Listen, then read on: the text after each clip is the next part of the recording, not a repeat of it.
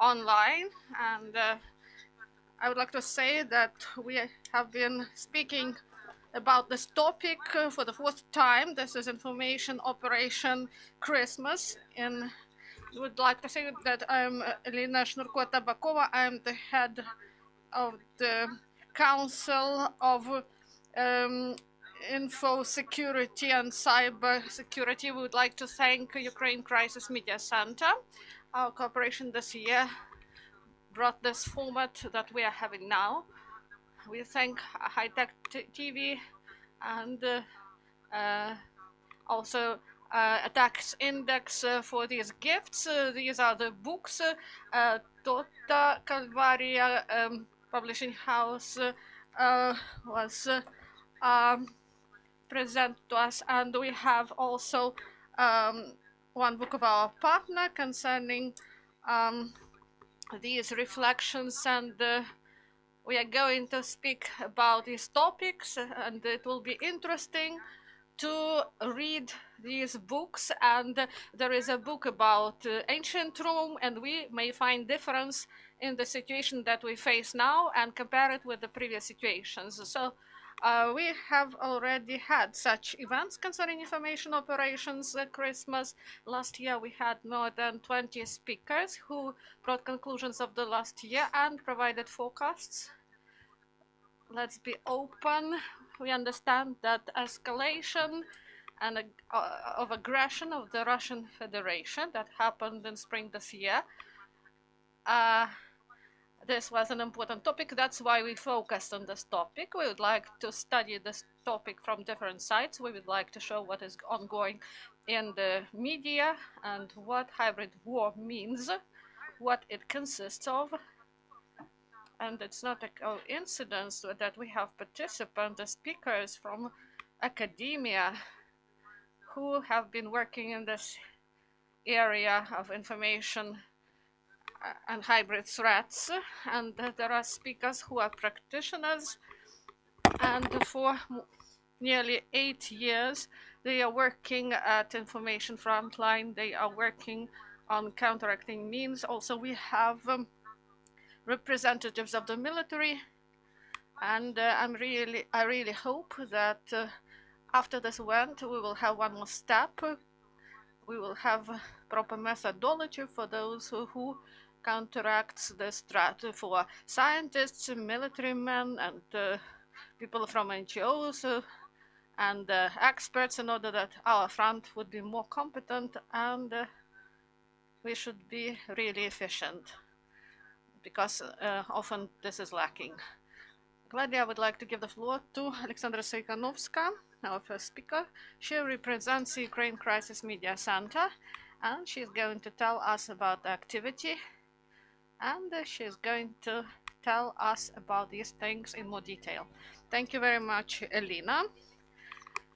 Thank you very much to our audience, those who watch us here and online, and those guests who joined us during this Christmas event. And we're going to speak about serious things, and we are trying to do this in such a way in order not to lose our humor, because humor, as practice shows, is one of the best instruments to protect ourselves and our community from panic and chaos that Kremlin and the Russian disinformation are trying to impose on Ukrainian society and to our Western partners. As Ellina said, I am Olexandra Tsekhanovska, and I'm the head of hybrid warfare analytical group of UCMC. We are dealing with constant monitoring of information threats that are ongoing from the Russian side, and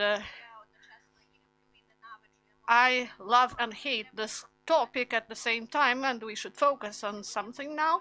And today I would like to speak about what and how Kremlin said about armored forces of Ukraine, what were the main Kremlin narratives, and also about the surges in disinformation and what it means for us. The first thing we should mention, speaking diplomatically, if we remember George Orwell, this is doublethink of Russian propaganda. If we name things by their own name, their propaganda looks like schizophrenia. In 2021, Russian propaganda was focused, while speaking about armed forces of Ukraine, on two main narratives, as they did during many years from the start of the war. And these narratives, at first glance, they look contradictory. The first one is discrediting about Ukrainian army that it is weak, non-disciplined, and unable to fight. And we understand that this is not true, and this is the key trend of the Russian disinformation when they speak about our armed forces. And the second narrative is that Ukraine is actively preparing for advance, and this rhetoric started to increase during the last several weeks. And they say that we have all the resources for this. So information space is spammed by contradictory messages, and for Russian disinformation, this is typical. We have a lot of examples of this. For example, MH17, when Russians, in different ways, they blamed Ukraine for all of this. And there were many versions concerning these events, and we understand why it is happening, and we understand why it continues to happen. So one of the strategic aims of disinformation is to provoke in the audience chaos and distrust. I continuously speak about it, that they present the world when the audience believe that everyone is lying and they should not trust anyone. And this is a big threat to our security, because in this world, all Russian propaganda, all notorious fakes, Russia One, First Channel, Russia Today, they are at one level with professional independent media with high standards of journalism. If we are going into detail about what is going on in the frame of these narratives and beyond, discreditation attempts were made, and they are known to us. There are several areas, and on the slide you may see it. I will voice this information. The main attacks in order to represent Ukrainian army as weak, non-disciplined, and with lack of military capability. They say that people constantly leave, massively leave, and also problems with alcohol and problems with corruption. And I stressed it on the slide. You see the same messages that we've seen this year. They were voiced in 2016, in 2015, in 2014. So this is a common trend.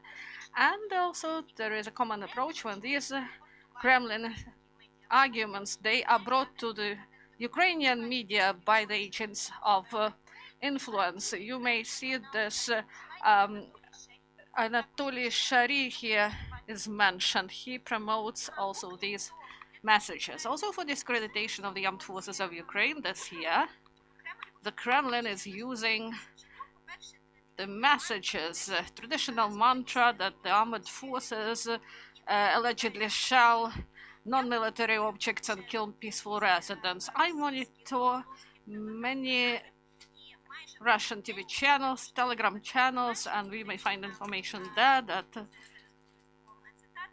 this is a quote. They say that they allegedly, the fascist junta, they shelled the peaceful population of Donbass once again, and this is a common rhetoric for them. And two more channels, they are more new to these messages, that Ukraine is allegedly spends too much for the army, but it faces a lot of other problems. And this is an interesting argument, because it shows that Kremlin, no matter what it says, no matter how they are trying to discredit our army, in fact, they understand that they represent a big threat, and in this way they are trying to undermine the support inside Ukrainian society to the armed forces. And they also speak traditionally about social, economic, and political processes. Here we see that the armed forces of Ukraine allegedly suffer from pandemic of coronavirus, and it's significantly undermined their military capabilities. And heroic people are serving in the Ukrainian army, but they are the same as we are. They may fall ill. We understand that there are COVID incidents in the army, but this doesn't mean that the armed forces of Ukraine, somehow due to a pandemic, just stopped and wait when the Kremlin will make their operation. So despite this, the Kremlin is trying to convince their target audience in the opposite. Also, a lot of efforts are made to create some fakes concerning Donbass for Donbass population and for the Western audiences. And the search was after the successful use of Bayrak drone use that provoked a wave of disinformation. It was interesting and contradictory. The first thing that draws attention is that from the very start they tried to say that there was no launch. And the Russian hackers even broke Ukrainian news site and spread this unfair information about this launch, that it didn't happen. And then they started to spread this information through channels that are supported by Kremlin and the spam sites. And then it became evident that they cannot say that it didn't happen. They changed their tactics and they started to say that the use happened, but it was absolutely not agreed with the top officials, that this was a voluntary act, and this message was directed to the West in order to show that Ukraine should not be supplied with the weapons, because here the situation is not stable and there is no proper coordination, and we know that this is not true. And also the key narrative that Ukraine is an aggressor state. Once again, we see this message now. It became more active after Baraktar use, and now this discrediting rhetoric that I mentioned before. In the media, we do not see developments concerning this now. About current situation at the end of my presentation, I would like to say about this, and then I will give floor to my colleagues that will go into more detail. Now we see anti-Ukrainian and anti-Western information attack concerning escalation and possibility of military intervention by Russia. And maybe you heard about this fake spread by the Minister of Russian Federation. So we may call him the Minister of Attack, Mr. Shoigu, that allegedly USA prepared some chemical attack. And this was provided in the Russian media, and it was supported by the media in the occupied territory, local occupation authority, and they started to develop this message, and they say that these chemical components will paralyze people, and now in the occupied territories they check water that is brought to the occupied territory from the territory that is controlled by Ukrainian power.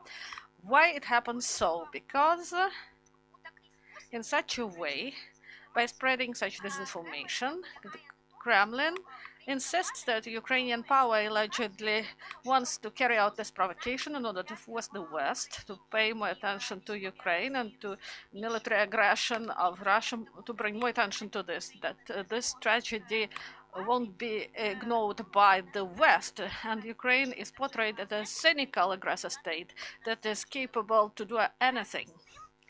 And at the same time, we see meta-narrative concerning foreign rule, and it was invented in Kremlin a long time before. You heard it in the Medvedchuk channel, and before they started to spread it, you may watch the news and compare the dates, and Putin started to use this term in relation to Ukraine earlier. Vyacheslav Nikonov, Russian deputy and the head of Ruski Mir fund, had started to use this term even earlier, and then this term was imported by the local agents of influence in our media, and experts believe that this is the most efficient narrative of Russian disinformation that is spread in Ukrainian media. In this case, it looks like this. They say that NATO wants to motivate Ukraine to carry out this provocation concerning military aggression. And once again, Ukraine is portrayed not as an independent state, but as a puppet in the hands of the Western forces. And also, they have contradictory message that the West will leave Ukraine behind and Ukraine won't be able to cope with the military threat that is waiting for it. And there was a small operation, Russian propaganda media published a lot of materials about the topic that Biden left Afghanistan and he will leave Ukraine the same. Several days after this, on Facebook, there was bot attack and troll attack that started to spread the same messages. And here, at this very stage, we find ourselves today. These days, the main Russian media have been saying the following messages and statements about Ukraine. So what is the main message? The main line of disinformation is as follows. Ukraine is actively preparing itself for the attack on Russia. And we believe that this is the proof of one more important thing, that they perceive Ukraine as a serious they want to show that Ukraine is a serious rival, and we should do everything possible from us to make this idea true, to become a strong rival. All that disinformation is not possible without a secret Santa. We also have our own secret Santa, and the special forces, special operation forces are truly Ukrainian, and today we have the commander-in-chief of the special operations forces in Ukraine, and how they work to ruin the Russian propaganda. Good afternoon, dear audience of the UCMC and the online audience.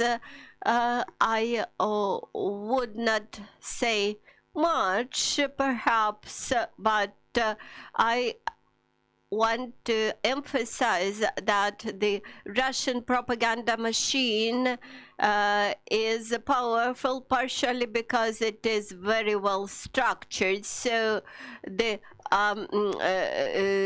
disinformation growth comes from the very top, then it goes to such pushers and drivers as Zakharov and Peskov. Then it is disseminated to the information agencies, and thus it reaches the massive audience. What we have been observing also, that they have three directions of information campaigns. One is targeting the collective West, the Western Europe, etc. Then another direction is targeting Russian population, the population of the Russian Federation, and a separate direction of disinformation is targeting Ukrainian audience and other post-Soviet countries. Can you upload my slides? Please just wait a moment.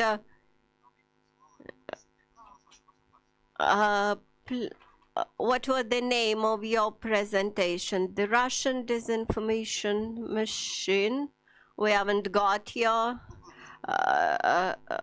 We'll find it. Please wait for a moment. We will find it, I am sure. We have found it. Russian disinformation, the machine of Russian disinformation as a tool. As for the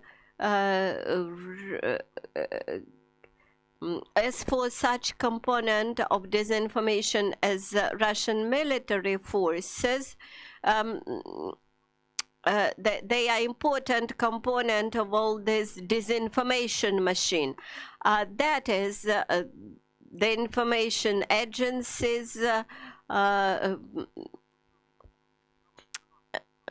and they have the 12th department of the general staff, and it is responsible for the disinformation operations in the former Soviet Union countries. Also, there are special services under the auspice of this department located in Moscow, Sevastopol, Khabarovsk, and in the south, and also 12 companies of the special operations, and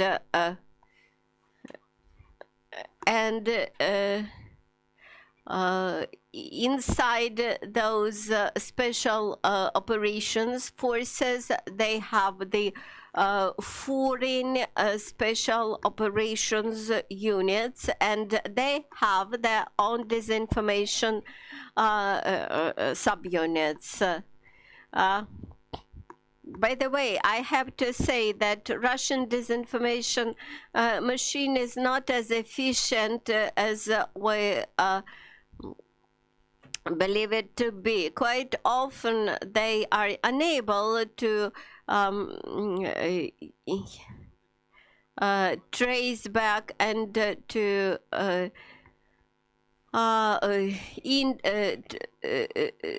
hold interferences in very important sectors, and nevertheless, they try to blame us, and they are afraid of our achievements even in the areas where we do not act. Then they quite often work with military experts, or as English language teachers, or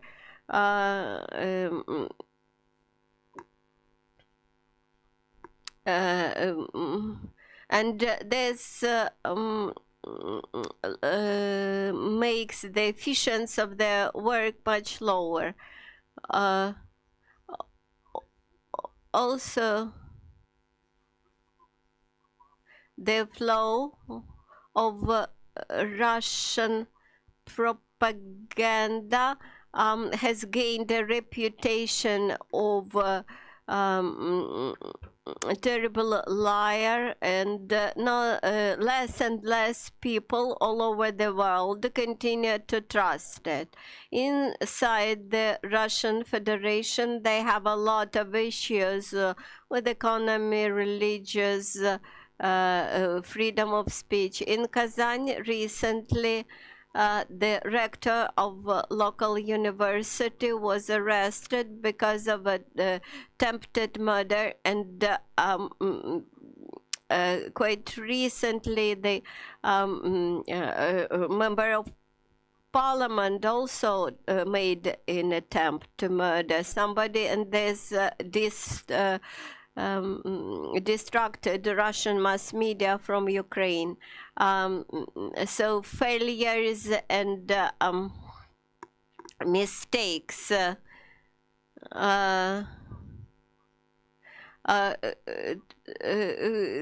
the source of the failures is in the patterns which they quite often use. This allows our officers, like for example border guards, to make assumptions about possible provocations and take preventive measures.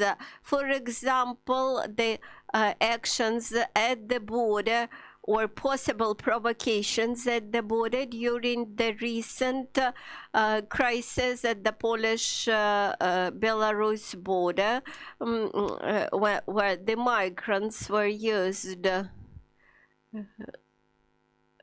And another example, when the Russian journalists making reports from the Belarus border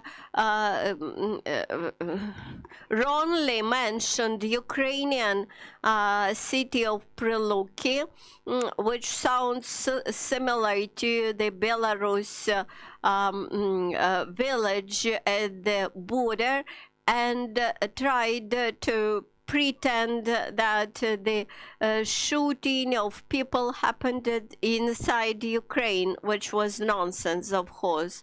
So that's it, and thank you very much. I believe this is a unique opportunity for you to ask a direct question to an expert from the Special Operations Forces. I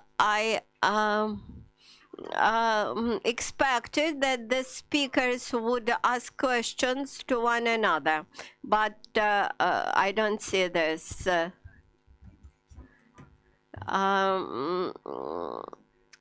White and black hackers, the propagandists, and all sorts of experts, they are available experts among the Special Operations Forces. But my question to you, whether you have sufficient number of the experts that you need, and perhaps the civil society may provide any assistance to you. Thank you. I would like to use this opportunity to thank once again to many volunteers, to those who provide voluntary assistance to us. But of course, we have been fighting against this propaganda for the hybrid aggression for almost 8 years now. And of course, during that period of times, we built up a sufficient number of expertise, including multifaceted experts in all the areas. Thank you for your willingness to help. We are ready to provide trainings to a big number of journalists to counteract Russian propaganda. Do you have any information about feedback which is provided to the Russian commander-in-chief about those weaknesses in Russian propaganda that you mentioned in your presentation? I believe that since you understand about that loopholes, they are aware of them too. Thank you for your question. What we see is the lack of coordination between the bodies that get information concerning cyber attacks, and proper coverage of this information concerning psychological operations. So they have the system, but as any big system, it is not quick to respond. So if we reckon these fakes, they may use the scenario that was thought through before, and they may provide some feedback on our response, and this may bring different results that were envisaged. So the media sector cannot catch up. They just believe in themselves and they do not see obstacles. Do we have other questions now? So I believe that we will have more cooperation in the future, and we wish all of us to have the victory. And I would like to give the floor to the next speaker, and I would like to say that this is a person due to whom, in my presentation, we have such a component that is called the decomposition of the threats and its semantic core. So this is how I formed, and we started to use such words that may confuse some people. So how we should understand the threats, what they are, and how to counteract them. Olexander Koristin, Doctor of Legal Sciences, professor at State Scientific and Research Institute of the Ministry of Internal Affairs of Ukraine. Thank you very much. I would like to stress the importance of this meeting and this discussion. And to sum up the importance, I would like to do it later on after I provide my material. The Ministry of Internal Affairs pays a lot of attention to hybrid threats, and you may see it later when I come to some conclusions that I will propose to you, including about surveys concerning these problems. A working group at the ministry was created with the representatives of all executive bodies of power, and they are also the National Police and Border Guard Service, Migration Service, Emergency Service, Service Centers. So all those forces were included because specificity is really diverse. The terms of reference were formed, and I will tell you about it later. The surveys 4001, and the survey was structured in such a way: the assessment of threats, opportunities, internal and external factors, and we carried out SWOT analysis, and we even went further. Also, I would like to note the importance of the analysis, not of statistics, not of state statistics that does not reflect the processes that are ongoing in society, including law enforcement activities. We carried out a survey, and we spent a lot of efforts to find reliable information in the massive of information that we got. We have a clear methodology. We worked closely with those sociologists, and we have good results. I would like to say that out of 4,001 questionnaires concerning hybrid threats, more than 12% is the number that we used in further analysis, but we are sure that this is reliable data, and conclusions we've made are representative. This is important. The example that we use representative data, reliable data, you see without filters, the diversity is not big. Second line appears one more. We use one filter, then we use two filters, and reliability of our research increased. Representatives of conclusions. So we should provide all this adequately with high level of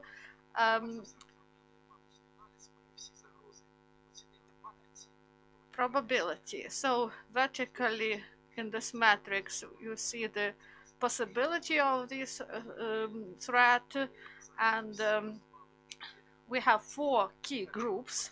The first one is the biggest hybrid threats. We are speaking here only about hybrid threats. We have 19 of them.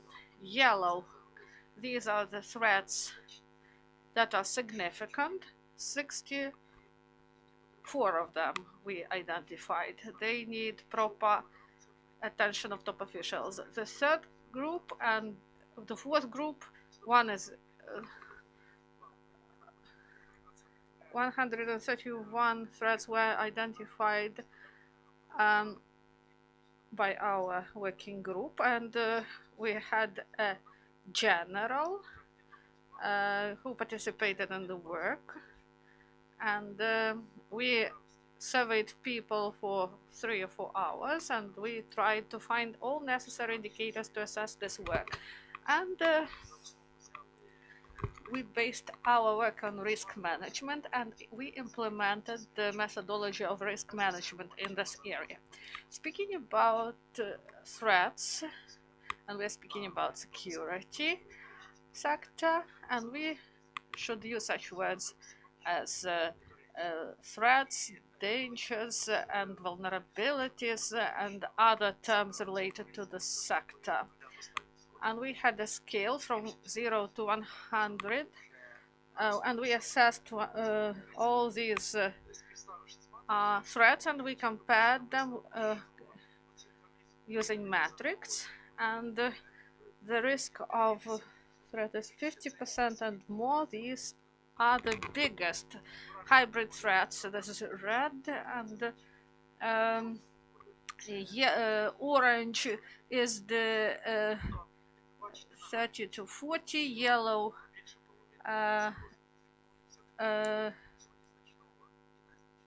so this is about the levels of threat and their spread and their importance. Also about the use of risk-oriented approach concerning these threats. We assess it quantitatively, taking into account the consequences of the threat. And I will go back to the metrics. In the red sector at the level of mid-threats. These are threats connected with subversive attacks on nuclear energy objects. So this probability cannot be maximum, but the results of this threat, this is catastrophic consequences. So that's why this is in the category of most important. So there may be a high probability, but the consequences will be not so significant. So this integrative approach provides us with opportunity to have more clear approach to this threats. So we were satisfied with these results. So this picture concerning hybrid threats may be represented in this graph. This is the rating taking into account expert opinions of the bodies of the central executive power I mentioned. Opinion of experts differ. First of all, I would like to say, please pay attention to the trend. It is the same. The overall trend is the same. So this versatility of data, and we use reliable data for our analysis. This is only the beginning of the analysis. Now about hybrid threats analysis, and we now speak about only these indicators, and we have 6 main groups. So these groups are really interesting. It's not only information attacks and cyber attacks. We do not speak a lot about hybrid threats connected with criminality or connected with some provocations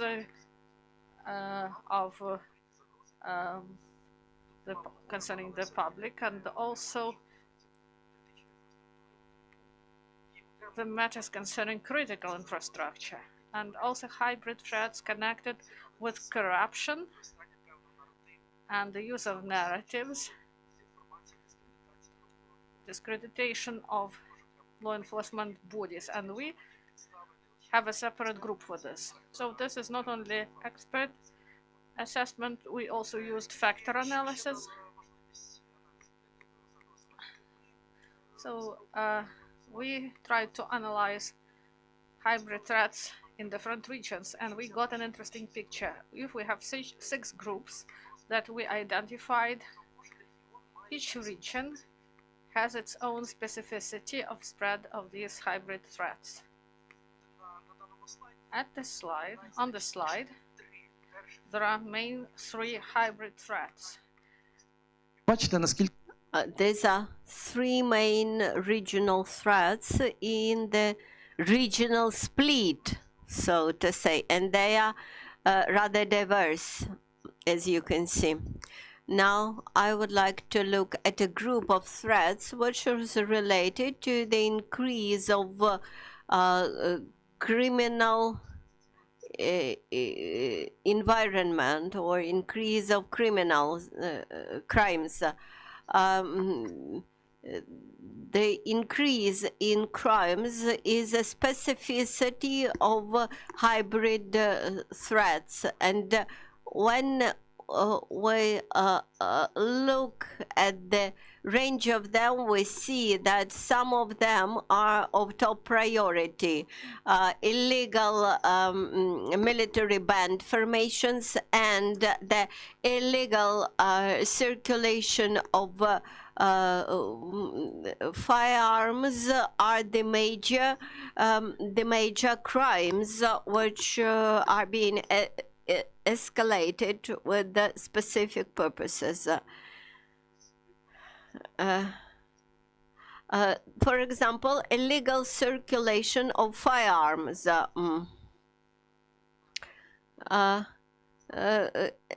Having mapped this threat, we clearly and immediately see what should be the main emphasis for counteraction of the military forces of Ukraine.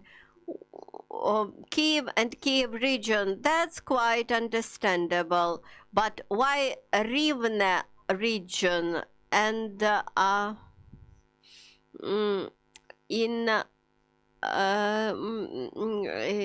Mykolay region, and this similar map became clear for me when in Lutsk there was the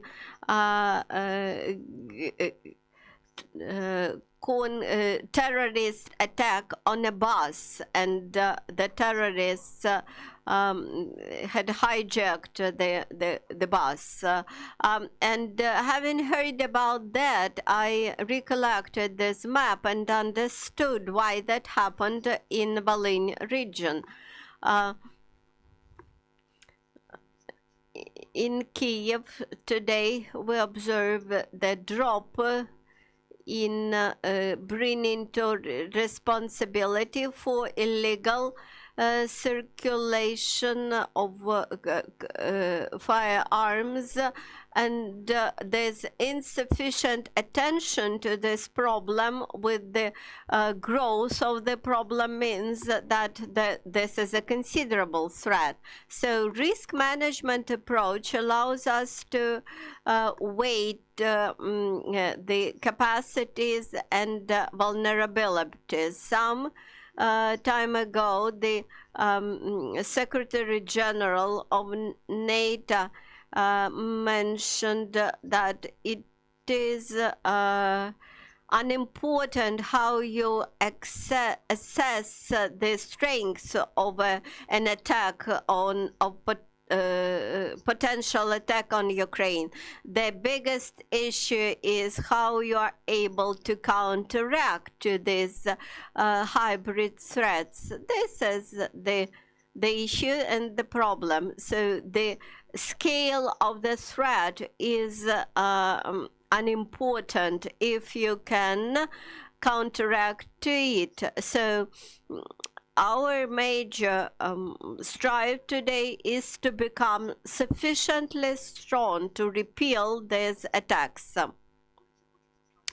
I also would like to point out to only one legislative act in this area, the National Security Strategy of Ukraine, that Ukraine has to introduce the national resilience system to ensure a high level of preparedness in society and of the state to respond to the wide spectrum of threats. So, when I saw that language in the law, I felt myself very happy that eventually we have brought this proper wording about building up national resilience system. So all that analysis of risks, which included the matrix analysis, the indicators analysis, etc., has brought us to the next stage. If we think about such a hybrid threat about illegal circulation of firearms and extrapolated on 150 indicators of capacity, you find out that only half of that indicators correlate with this threat perfectly. So the model and the forecast or the simulation. And we found out what are the sources of illegal trafficking in arms, insufficient level of management in the law enforcement vertical, whether we can strengthen the professional level of law enforcers. This second indicator, the possibility to use Ukrainian framework for increasing the criminal environment. Can we improve this? Yes. And this shows that we can reach better results with with tackling the most important weaknesses. And here you see the three major weaknesses. Acting against these weaknesses, we can drastically improve the situation with such hybrid threat as illegal circulation of firearms. This is a slide about risk management development. Our methodology of risk assessment and then risk management is in full trend with the international methodologies. So you see that management decisions which are based at weighting risks, threats, and abilities nevertheless require the involvement of the results of previous analysis. And unfortunately, in Ukraine, we do not have such a historic analytical products or history of analytical products. And when on TV we watch the risk assessment exercises, nevertheless, watching that, I clearly see that the level of expertise is insufficient. Why?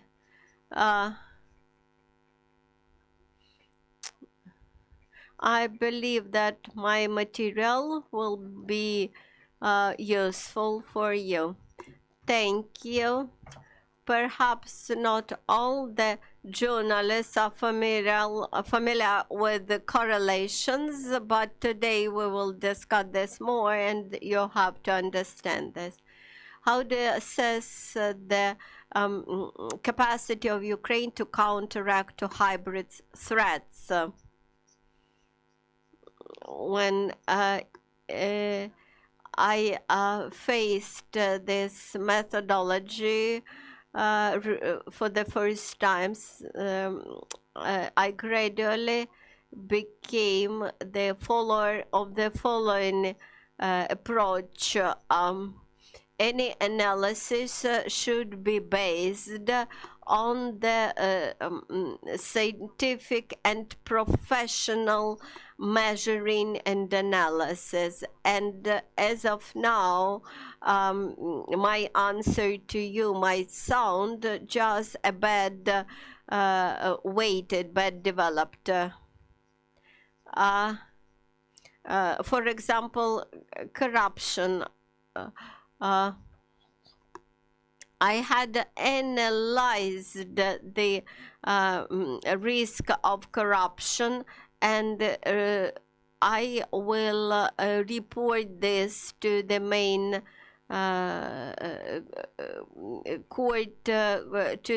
court authorities in Ukraine, to the main judges, and prove that how dangerous it is, how dangerous is this risk.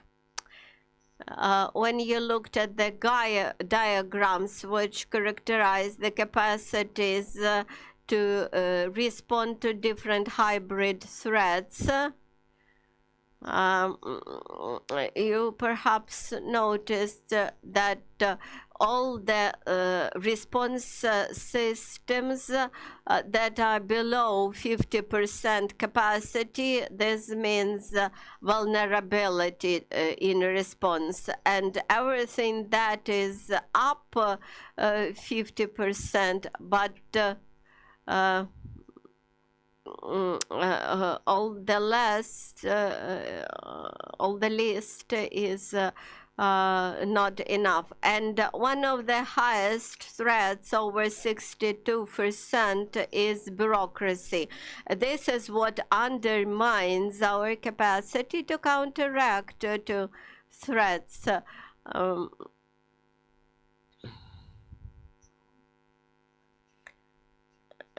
The more the better you formulate what you wish to analyze, the better result you would get.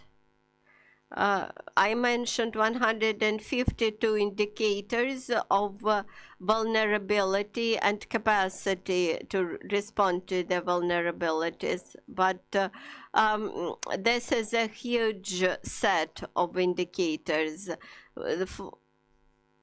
And we measured a lot of governmental bodies, and in different government bodies we got different sets of data, and the more data you have in each set of indicators, the better result you get. Now I would like to give the floor to Larysa Kompantseva,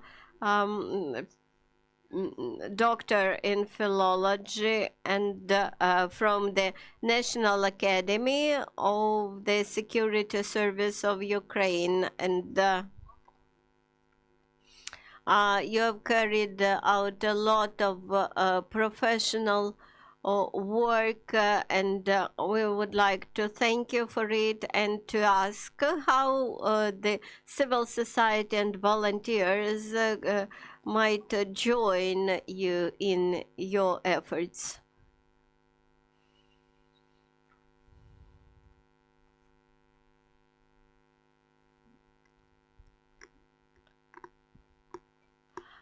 This is about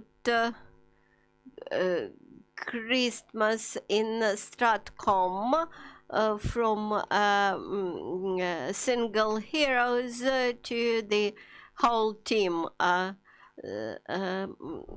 Some years ago, we and our academy became very cheerful when we saw the document about strategic communications for the security institutions in Ukraine, and the NATO documents were accepted as the basis for them. So we developed training course in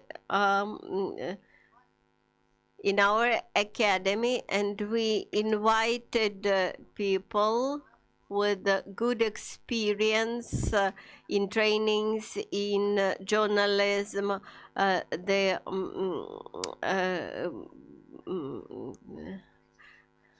anti-terrorist operation veterans. And here on this slide you see the trainees of our first course, strategic communication courses. These are people who remain in today's communication space quite actively today.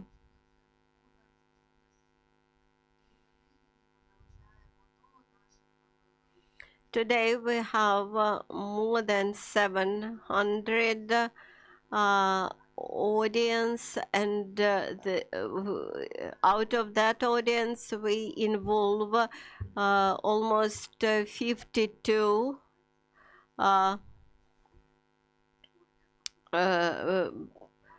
people to our teaching.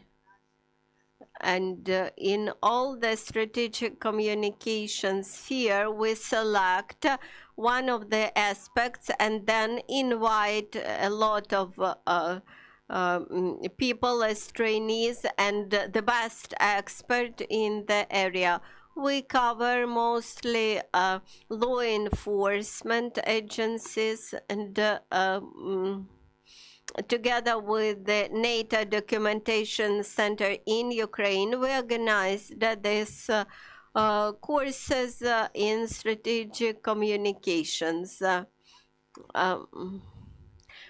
We undertook this to promote some important new ideas and approaches.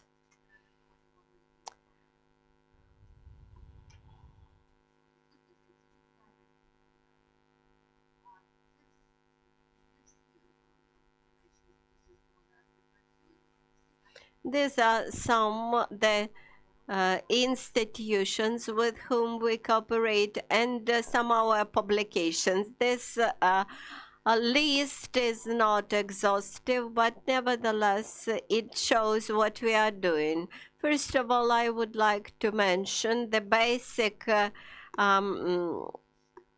dictionary of strategic communications based on the basic NATO documents. Currently, we are working with a new version of this dictionary together with the Riga Center, and the security institutions and civil servants can make a good use of that dictionary. Our second publication in Stratcom is about experience of the hybrid war. This was the result of those trainings which our trainers delivered. And in each section there is a list of recommendations about communication, how to build up communication, what to say, what not to say, what words are recommended for extensive use, etc. I'm thankful to Ellina and to the IT Index for their support and publications. As for the forecast,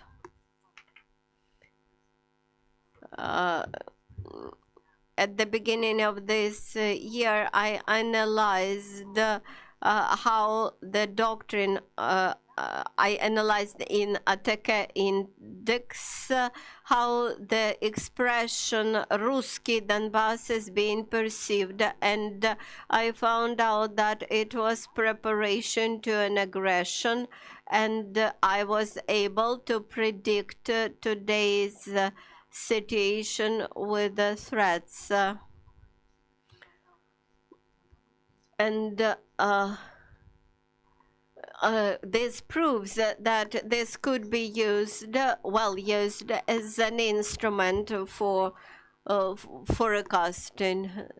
This is our training platform and our research and training hub.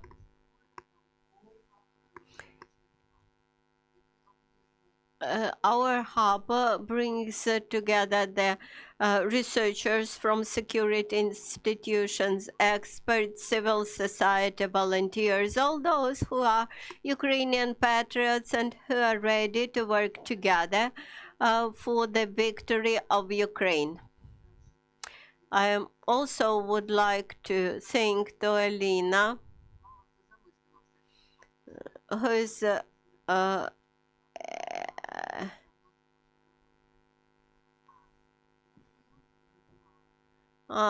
this is my Christmas tree with wishes, and it is decorated with my best wishes. In the National Security Academy, we have created the 3 units in strategic communications devoted to different aspects of this notion. First of all, I would like to have to see better coordination in this area, then to coordinated practices of all the state institutions in the area of Stratcom, and the close orientation on practical everyday issues. We have to develop systemic and comprehensive projects and also good leadership. These are my best wishes on this new year tree for the future year to come. Thank you. It's a pleasure to hear such wonderful words, and it's great when we hear them. And I really like the course. When I visited, I asked about some people who entered my name into KGB lists, and there were no such people at the time. So there should be proper cooperation with experts, with the specialists, in order to achieve good results, because the threat mentioned by the previous speaker, this bureaucratization exists in all the agencies, and I would like to give the floor to Dmytro Lande, doctor in technical sciences, professor, and head of the chair of information security at Igor Sikorsky Polytechnic University.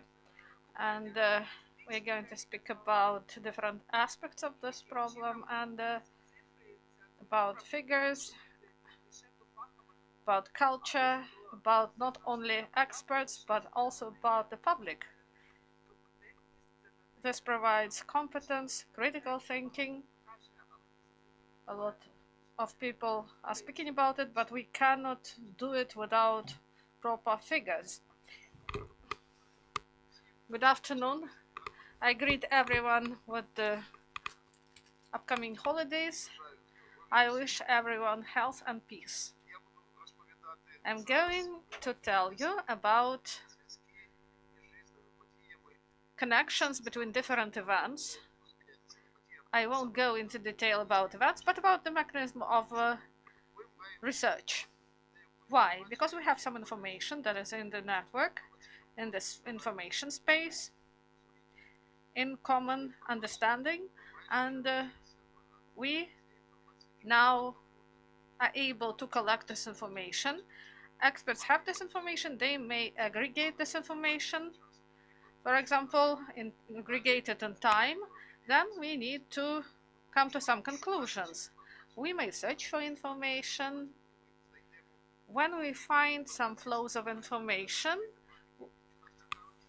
concerning some topic we are interested in, we may carry out some work concerning comparison, and comparison is one of the main assets of our scientific work. We may compare different processes among themselves and to say whether they are close to each other. Now I would like to show you the slide. We have two processes. One process is shelling in 2014-2015 when we were shelled. And the second graph are humanitarian convoys. And we would like to understand how they are interrelated. Yes, they are interrelated. And there is a formula that shows how one process depends on the other with the use of shift.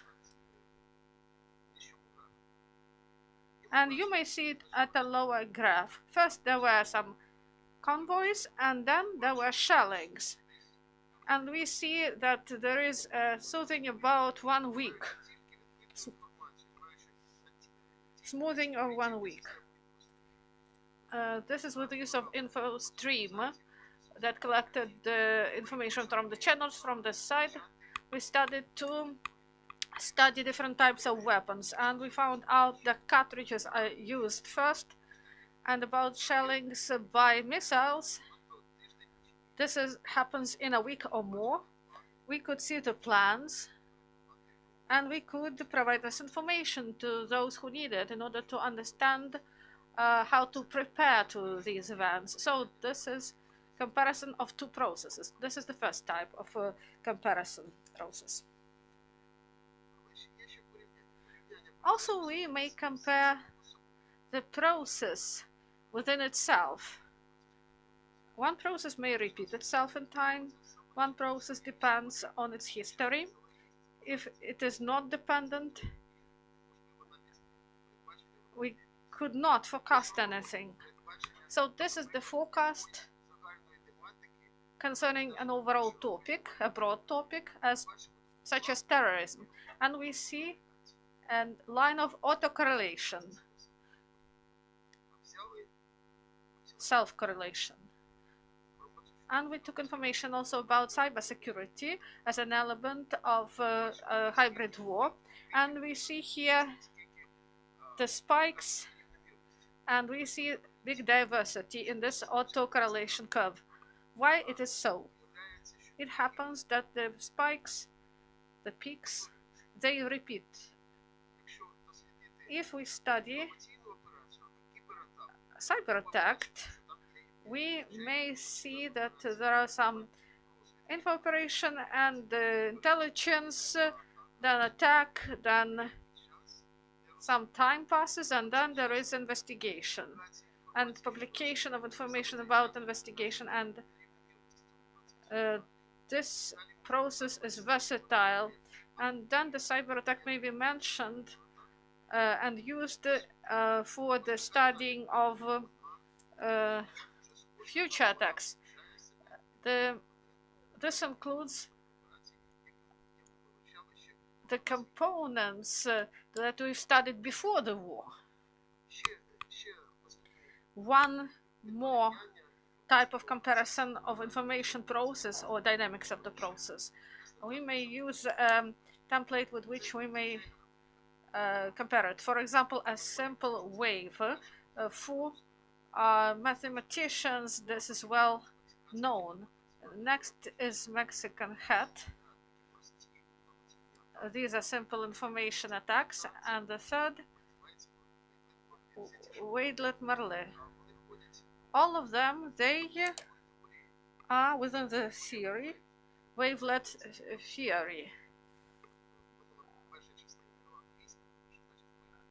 First component means wave, and the second component of this word is means small wave in French. So these are the real processes that correspond our information security and the security in the framework within the hybrid one. We may compare these waves that look like information attack operations and the information wars. They showed the closeness of the processes.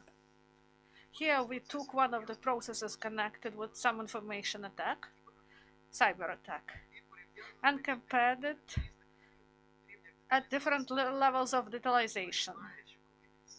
When the system is, when there is machine learning, undertaught and overtaught systems are not good. They take into account several components that are not needed. And we started this with Ellina, attack index, and Mexican head. This wavelet is the best for us. This is not too detailed, and it takes into account what we need in such a way.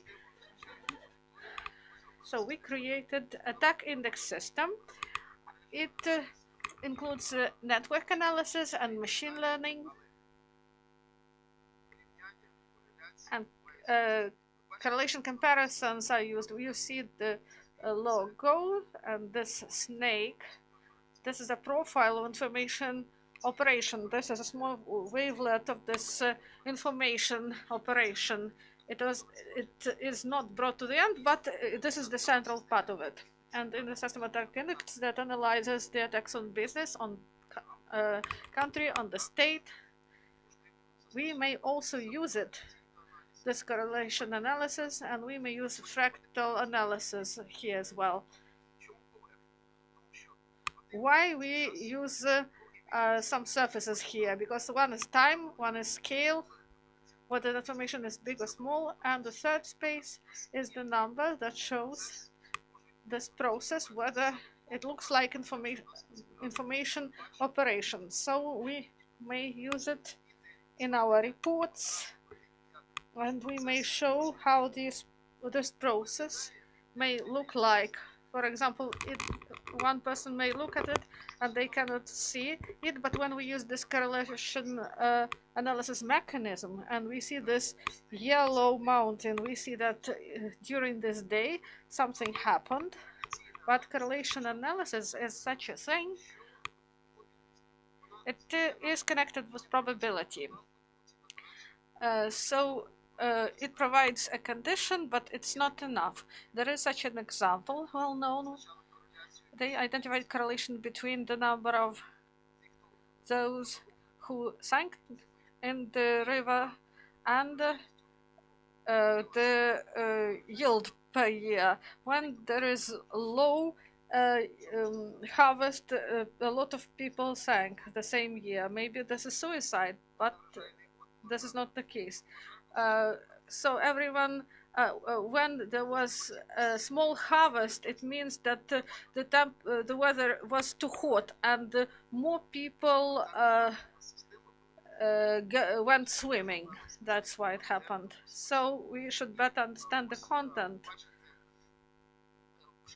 And you see that at the bottom of the screen you may see the red bright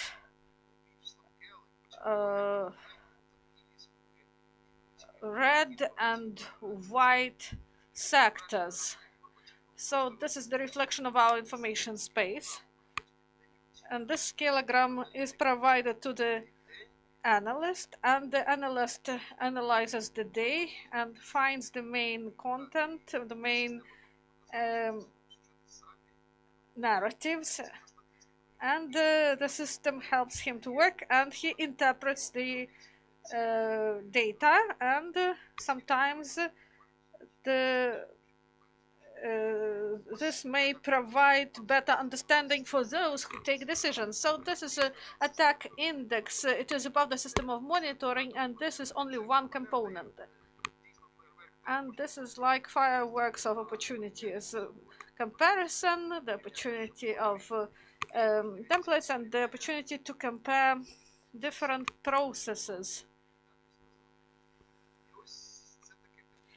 So this is the basis for it.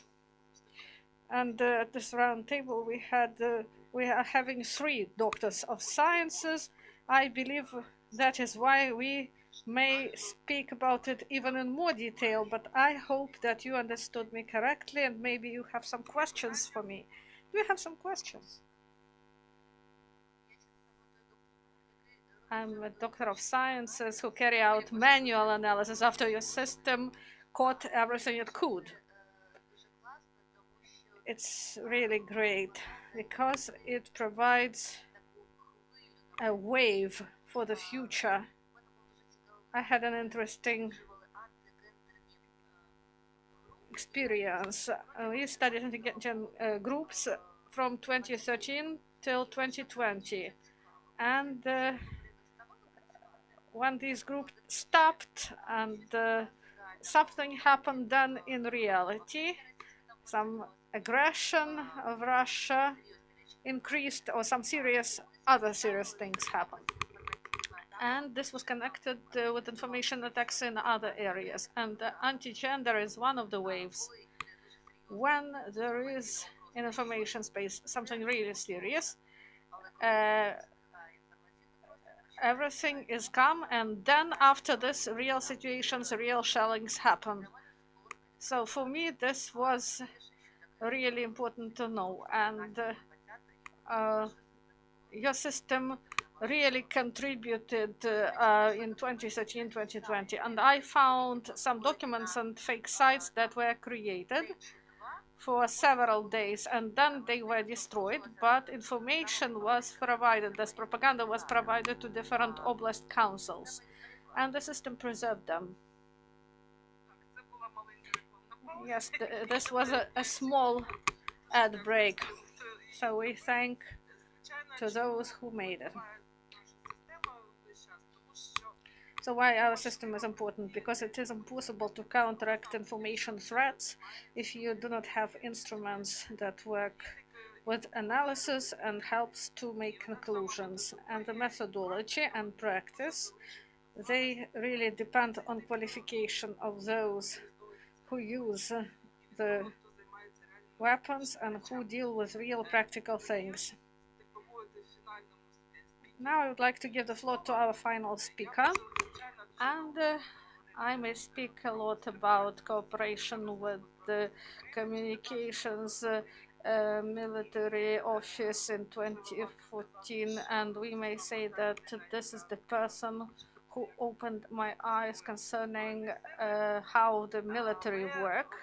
And the main for us is that the information high-back components, they are present in the communication military service, and there was reform in accordance with NATO standards. They created cyber forces, and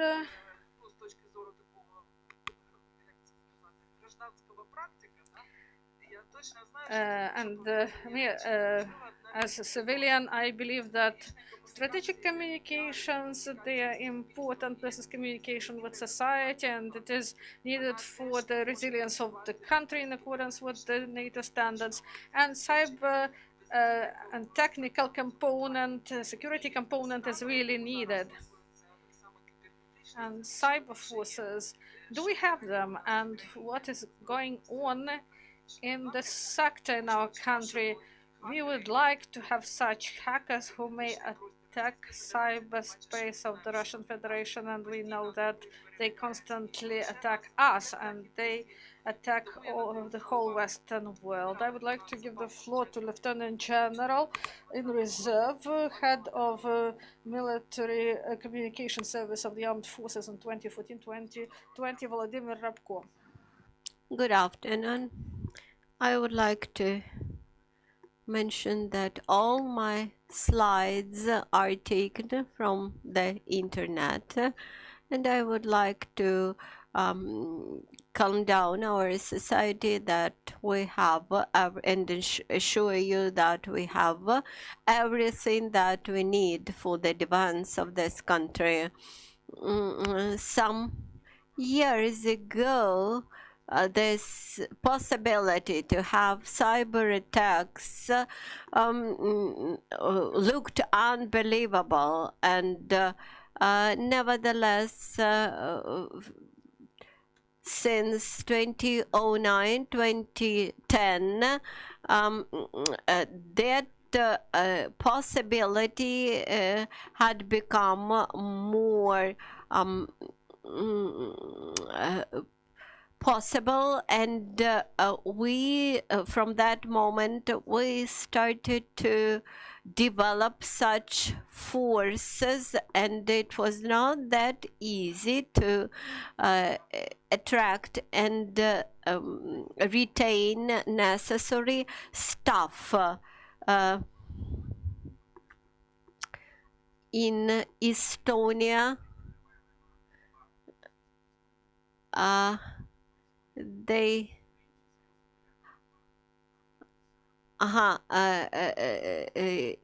have a book which describes how you might conquer a country without any military force, only via cyber waves. And this year, the president of Ukraine has set the task to create a cyber troops in Ukraine, cyber forces. And we have been building the cyber forces very actively, except perhaps for the space cyber forces, but we are thinking how to develop that. In the United States, they have a huge army, and we cannot take them as an example and a good model for us, but we can take some other European countries, and currently one of the US teams arrived to Ukraine, and now they have organized trainings for Ukrainian cyber experts. And my previous speakers explained how cyber forces in Russia develop their work. In Germany, they also have special cyber forces. In China, they have a very special department of the network systems. That is, we have a lot of models to follow, and later on I will show what I have chosen as a model for Ukrainian cyber forces. When we think about building up cyber forces, the major task is to defend this country from cyber attacks. It's quite clear that in each country you have a lot of such objects for possible cyber attacks. The more the country is developed, the more such objects in this country you may have. And here on this slide you see those potential objects which might be targeted via cyber attacks, and all this system should act as accurately as a Swiss watch mechanism. And we have a special unit which is dealing with coordination of all the components of the cyber security system in Ukraine. When we think about warfare,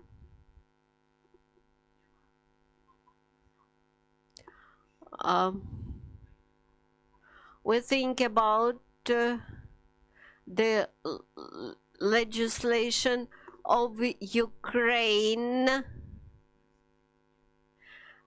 We see that the cyber defense units should exist inside the military forces of Ukraine.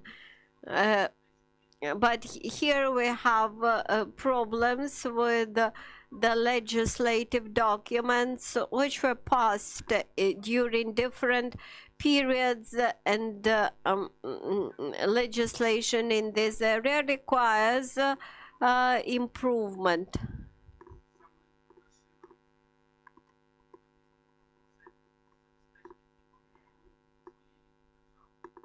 The only basis which exists for us in this area is to ensure a strong defense of the country against cyber attacks. And in order to do this, we need to have a very good cooperation and coordination with other armed forces of Ukraine. And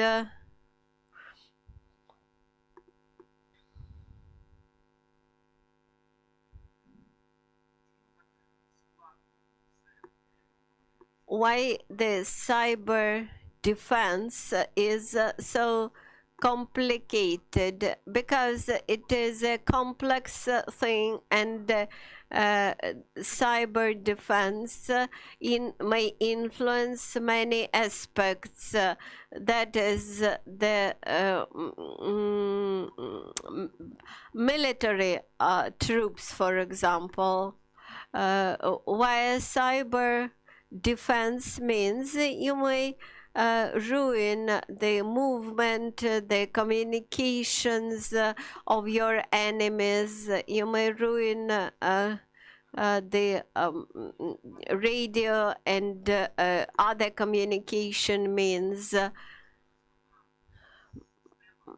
That is the cyber defense, and cyber security is a very complicated system that should be coordinated at the very top level. The main objective of the cyber defense is to ensure that the cyber systems in this country would be able to work consistently at peace times, and in case of war should be rapidly transferred in the military regime, and that critical infrastructure is properly defended. any vulnerable object should be properly protected against the cyber attack, should be protected from computer viruses as well as against physical interferences and physical damage to such objects as hydropower plants, nuclear power plants, etc.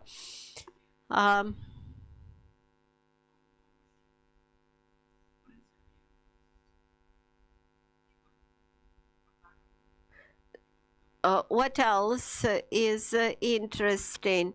Through cyber attacks, you may cause a lot of harm. You can make a lot of harm to your enemies. For example, air combats and air attacks, airborne attacks, are very cruel and involve a lot of destruction, while cyber attack look milder and nevertheless it may cause the disruption in the enemy's operations, which would be equal to a massive air attacks. About psychological attacks.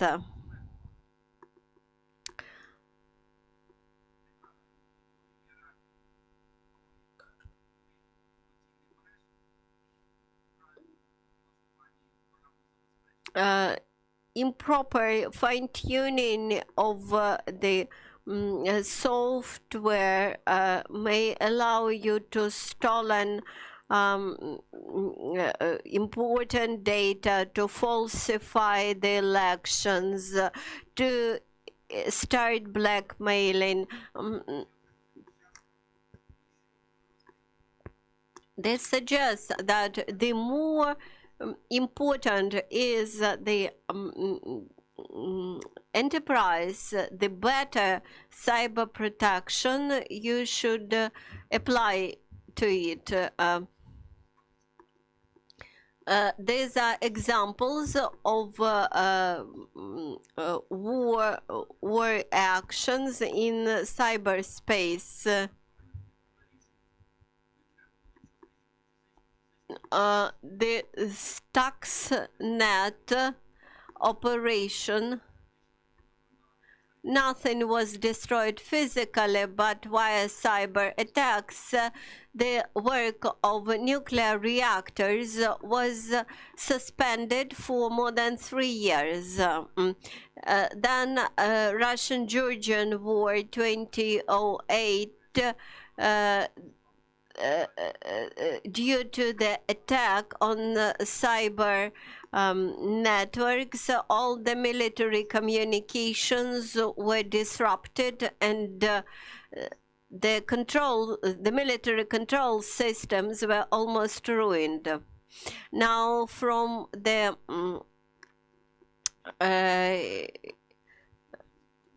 anti-missile system, defense system in Syria in 2007, again, the cyber counteraction prevented Israel from bigger success using the missiles. Also, energy system of Ukraine in 2016, for almost 3 hours, the energy systems in Ukraine felt interferences and interruptions, and only after 3 hours the cyber attack was revealed and stopped. Currently, I should say that we have gained more experience, and our cyber officers are prepared, and they remain alarmed and on duty. I would like to quote one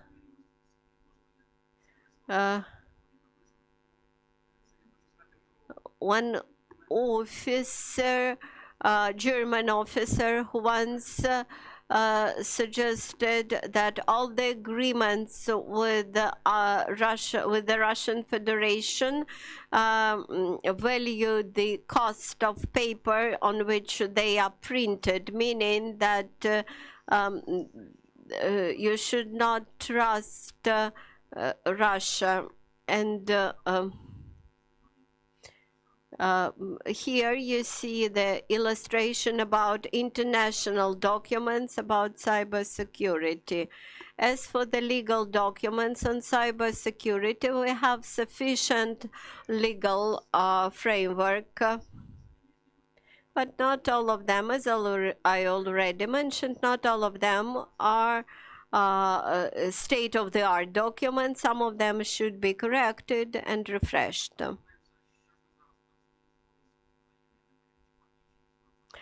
What do we have in the law of enforcement and military forces? We have cyber security units, we have cyber security of banks, the special communications network, and the cyber defense department.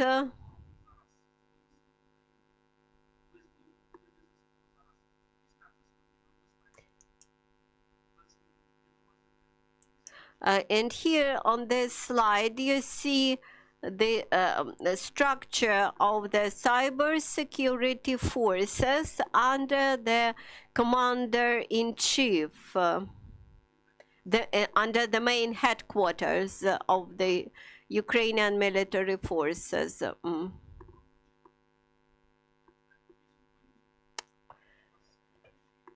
Here you see the major challenges to cybersecurity of Ukraine.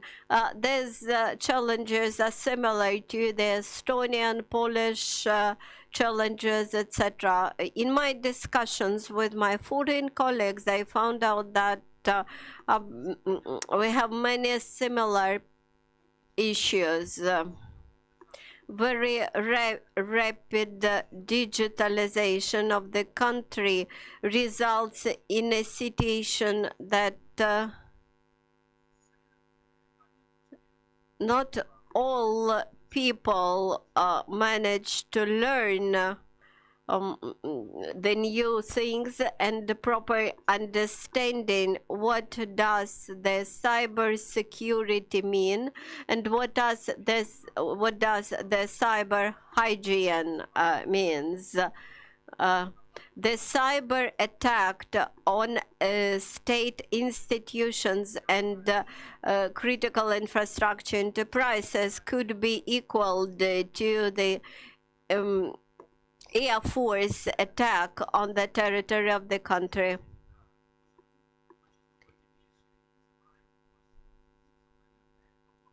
Then overlapping of functions and corporate fighting between the units dealing with cyber security.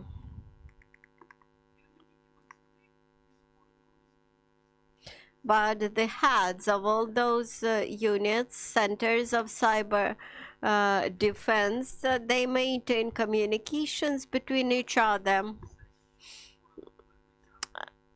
and try to act together. The second is the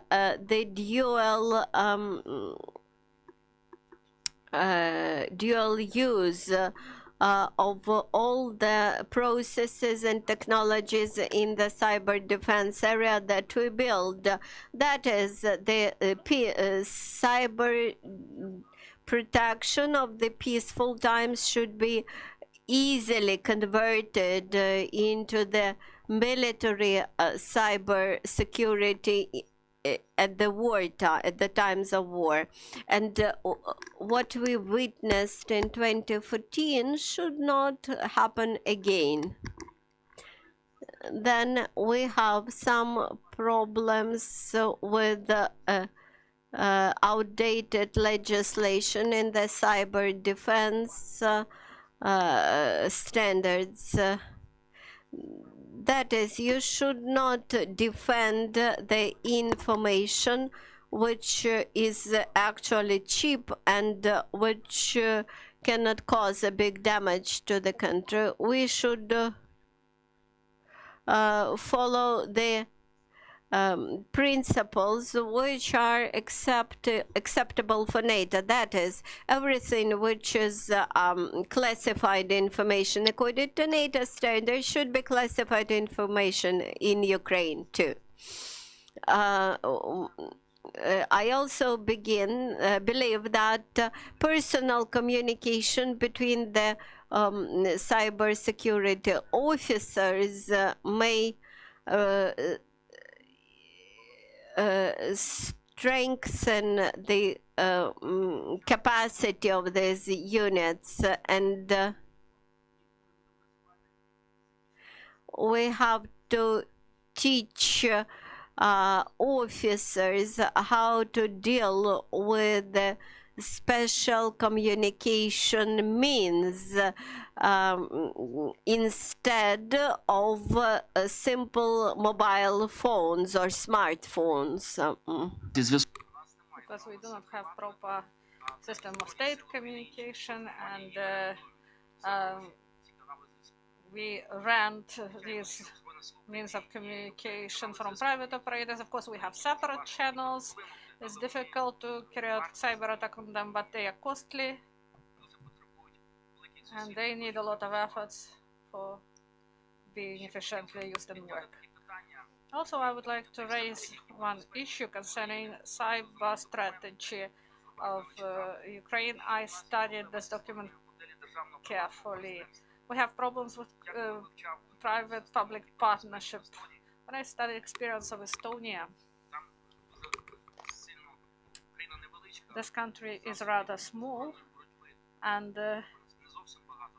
they do not have many means of counteracting, and they focused on territorial defense, including cyber territorial defense. It means that they have physical territorial defense, where they have some units and they may be deployed in forests with different weapons, and also there is a territorial defense that is gathered and that is ready to reinforce the cybersecurity department and to work for the development of cybersecurity in the country. And I believe that our forces should go along this way too, because it is costly to have a big army, but in special periods concerning mobilization of the best IT specialists, they should work for the benefit of Ukraine. This is a good cause.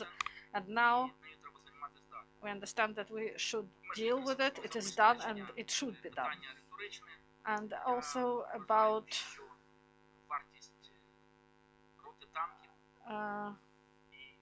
for example, the tank unit or firewalls to protect some information systems of the whole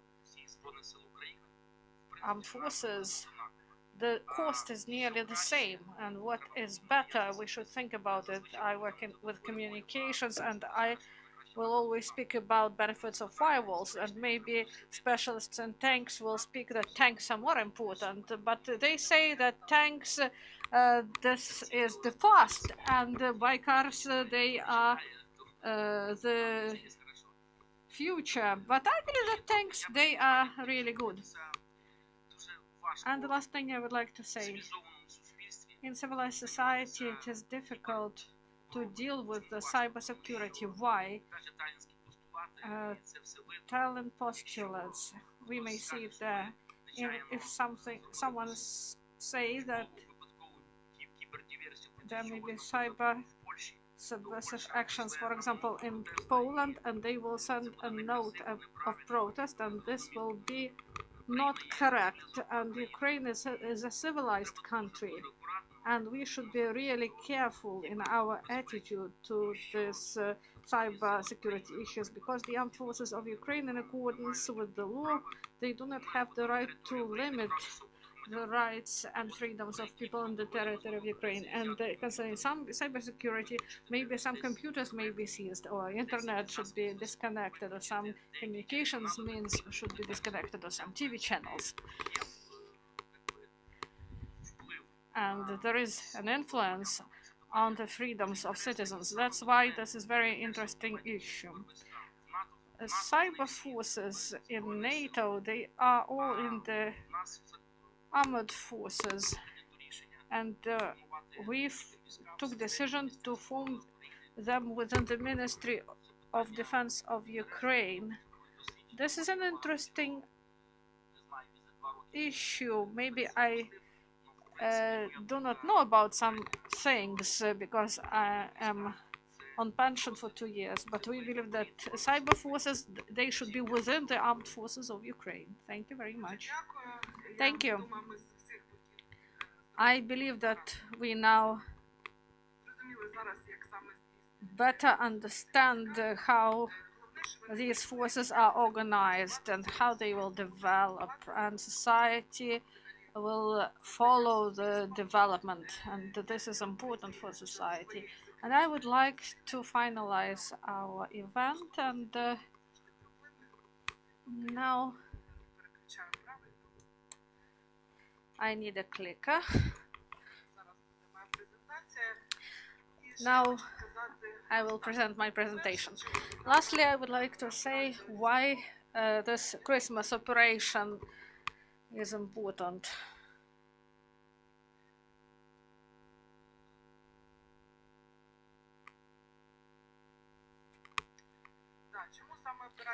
Why this Christmas operation?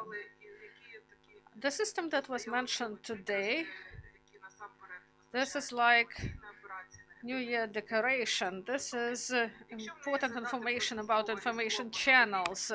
And we use Christmas and New Year because this is like a Christmas tree. And in 2018 we made some conclusions, and we spoke about, we understood that our scheme, it looks like a fairy tree. And there was an important event in the Russian Federation. Maybe I will speak about it in Russian. Maybe some citizens follow us, except specialists who should do this. The matter is, we know characteristics of the Putin's rule. This is criminal and FSB power, and they have their cronies in the management and big oligopoly. So this is the fusion of criminals and special services specialists. It means that from one side there are the rules of criminals. They use criminal code, we may say.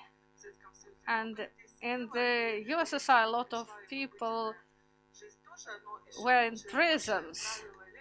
And these terms, they are now used in the high circles. Also, these are people from special services, those who were the officials in gulags. So this fusion, it brought chaos. They have well enough constitution in Russian Federation. Their laws are okay, but they are not implemented. So they are working in accordance with these unspoken rules.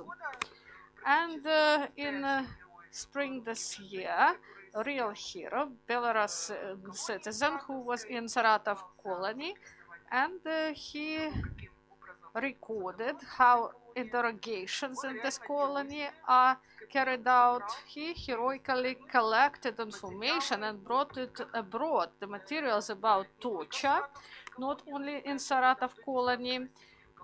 More than 10 colonies were, the information from more than 10 colonies was gathered. And also there were some human rights defenders who helped him to flee from Russia and to publicize these documents. And the world was shocked, more than even civil society in Russian Federation, because it was cleansed so much. They do not have opportunities there, and the opportunities for them are nullified to come up with something, to speak through papers or even on Facebook, because students and teachers may be sent to prison. And society becomes more and more passive. And in 2014, at the start of the war, we've said that there is isolation and information reserve, and there was cleansing in society. This is not only about 2014, they have further plans to do this.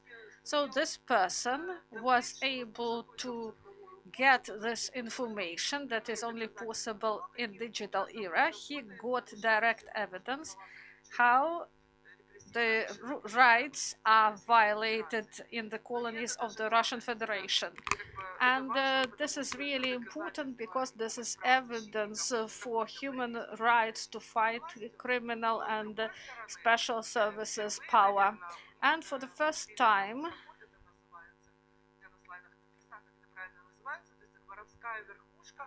the top criminals, they established such a system that these people who are tortured, they should not be humiliated in criminal status. So there is a split of between real authority who build their hierarchy in prison with those officials who work in power bodies of the Russian Federation. So the digital world and lack of cybersecurity and proper protection of data helped the person to bring this evidence of torture out of the country, and part of criminal world that is in power, they try to protect those who suffered from this power. And we would like to make some steps in order to somehow motivate citizens of Russian Federation to be more active in counteracting the power. But we see that there are some unexpected results. No one believed that USSR would collapse in half a year before it really collapsed. So this split between criminal power and official power,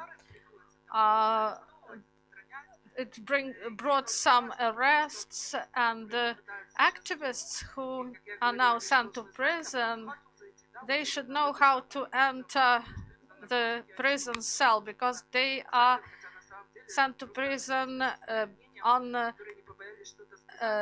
charges of drugs, and we believe that the situation will change, because anti-democratic union cannot suck all the juice from the public. It should be stopped. And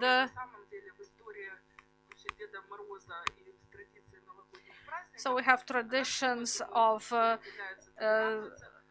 New Year festivities, and you know that Jack Frost It is, he has its roots in some ancient pagan traditions, including Snegurочка, a girl who accompanies him.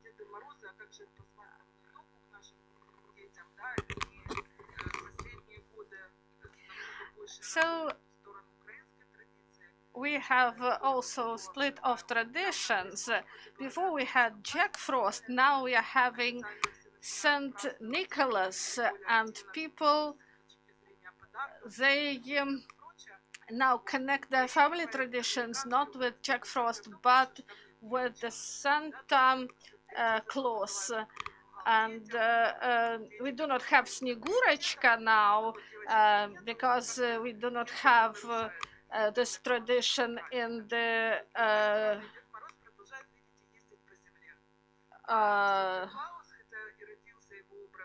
in this Christian tradition.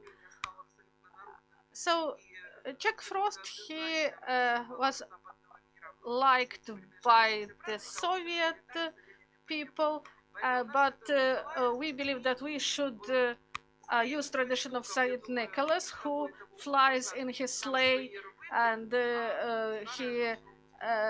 we believe that we should adhere to the new tradition, and we believe that in the next year we will have more capability to fight in these hybrid wars. Thank you.